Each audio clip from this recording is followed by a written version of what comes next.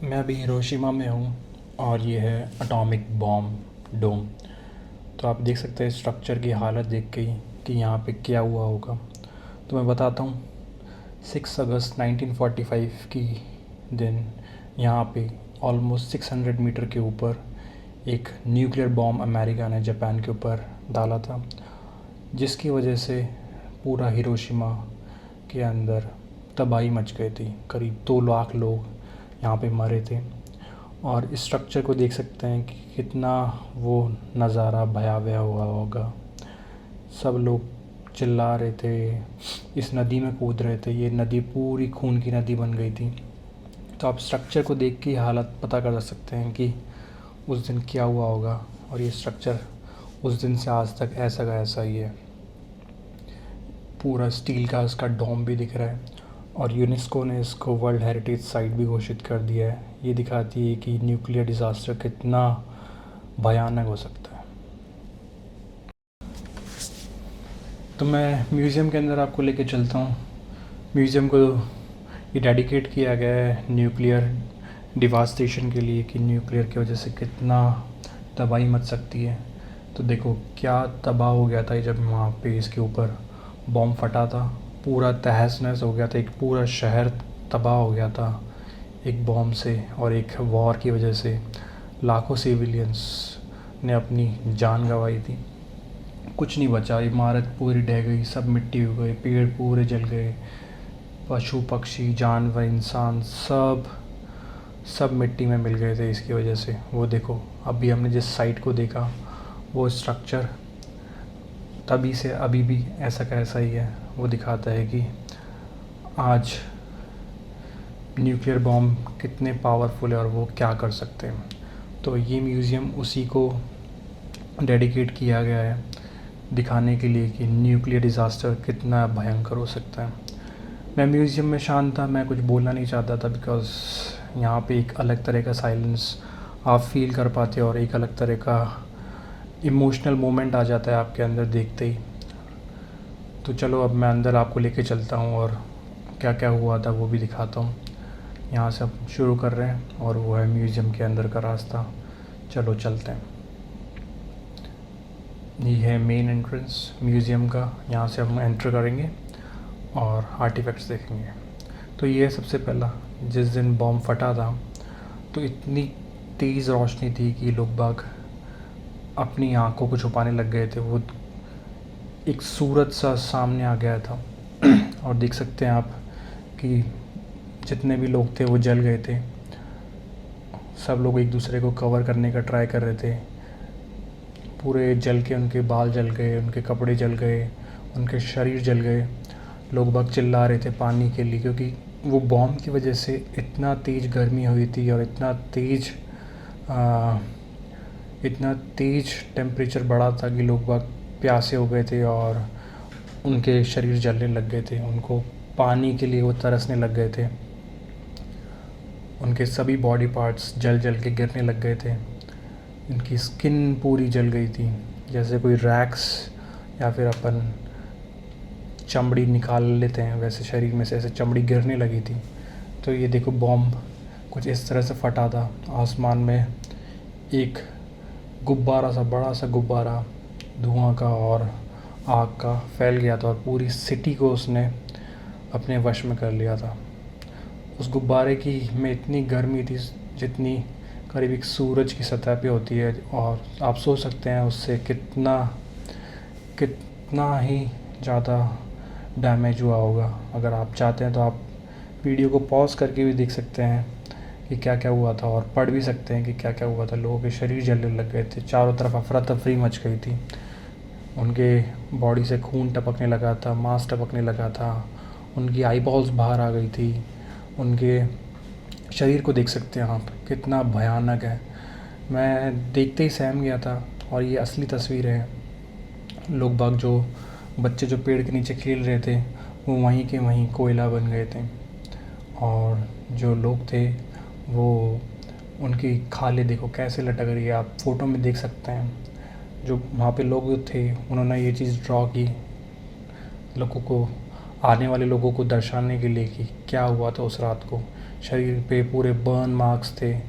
आप देख सकते हैं ये फ़ोटोज़ उस समय की है।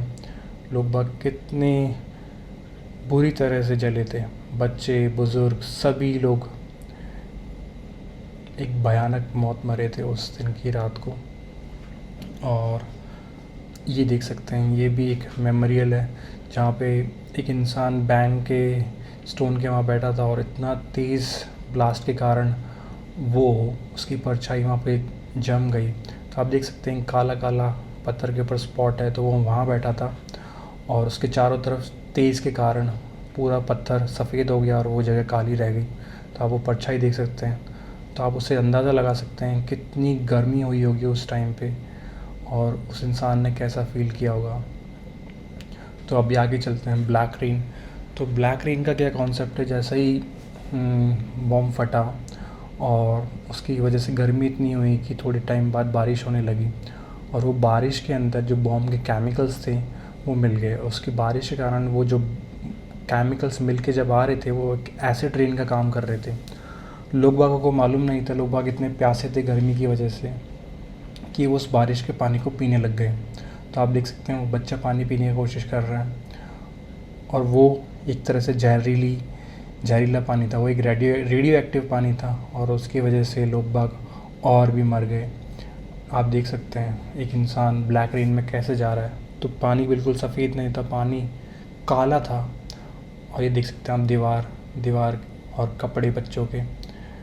और ये मैप मैं आपको दिखाता हूँ, ये जापान का मैप है और हिरोशिमा में जब ब्लास्ट हुआ था तो इतना बड़ा गुब्बारा फैला था, इतना बड़ा इम्पैक्ट था कि पूरे शहर को ही उसने कवर कर लिया था।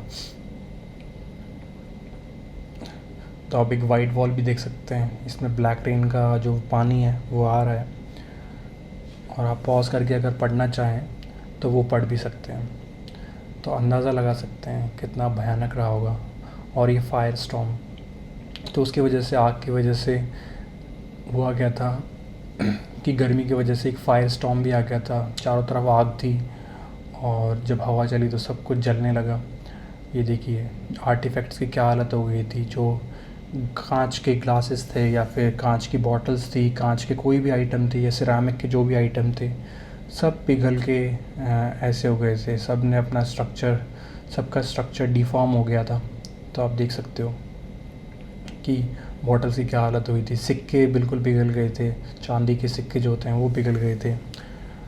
अगर ऐसी चीज़ें पिघल सकती है जो कांच की चीज़ें या सिक्के पिघल सकते हैं तो सोचो इंसान का क्या हुआ होगा। ये देखो बॉटल का एक बंडल था वो पूरा पिघल गया नीचे से, इवन मेटल की चीज़ें भी पिघल गई। तो सोच सकते हैं कितनी गर्मी रही होगी। और ये देखिए लोग बाग कैंप्स के अंदर उनके कपड़े देख सकते हैं आप, ये लोगों के कपड़े हैं जो जल गए थे या फायर फाइटर्स के कपड़े हैं, जो बच्चों के कपड़े हैं, सबको ये चीज़ फेस करनी पड़ी थी वो एक बॉम्ब के कारण। और ये जो लोग थे ये सब इनोसेंट थे, इन्होंने न कभी वॉर में हिस्सा लिया नहीं, कुछ भी नहीं लिया, एक सिविलियंस थे जो अपनी नॉर्मल लाइफ जी रहे थे। तो आज उनको ये चीज़ फेस करनी पड़ी, उनका बिना कोई कसूर के उनको ऐसी दर्दनाक मौत सहनी पड़ी।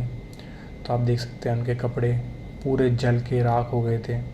अगर आप चाहें तो उनको इस वीडियो को पॉज करके भी आप पढ़ सकते हैं।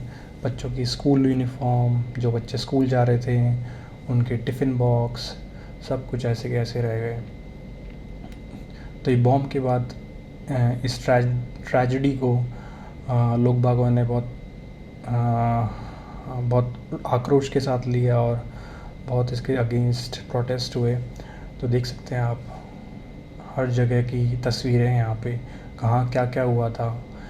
लकड़ी जो थी कोयला बन गई थी और बहुत ही भयानक हादसा हुआ था। स्कूल के अंदर बच्चों की जान चली गई थी, वो खेल रहे थे और उसी टाइम जब बॉम्ब फटा तो वो अपनी जान गंवा बैठे।